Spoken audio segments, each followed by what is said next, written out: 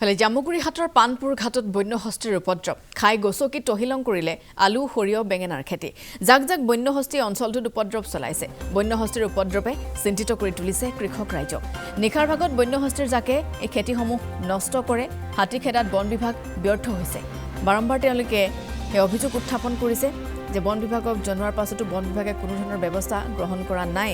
চূড়ান্ত ব্যৰ্থ হৈছে বন বিভাগ হাতী খেদি পঠিওৱাৰ বাবে সেই অঞ্চলটোত অতি কষ্টৰে কৰা আলু সৰিয়হ বেঙেনাৰ খেতি খাই গছকি তহিলং কৰিছে বন্য হস্তীয়ে জামুগুৰি ঘাটৰ পানপুৰ ঘাটত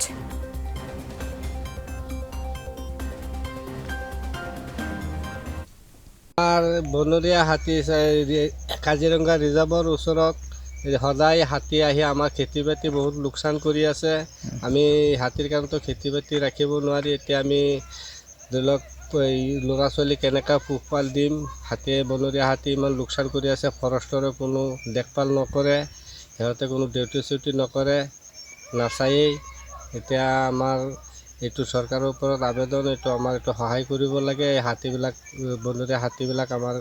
নষ্ট বস্তুবিলাক মানে ক্ষতিগ্ৰস্তবিলাক এই মটৰমাহ খেতি বেঙেনা খেতি এই আলু খেতি সৰিয়হ খেতি এইবিলাক চব ওপৰেদি অহা যোৱা কৰে ভৰি দি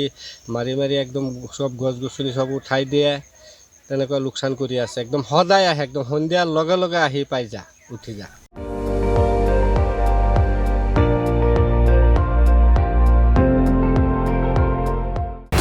আপুনি চাই আছে ND24 সৰ্বশ্ৰেষ্ঠ নহয় সৰ্বোত্তমৰ দৌৰ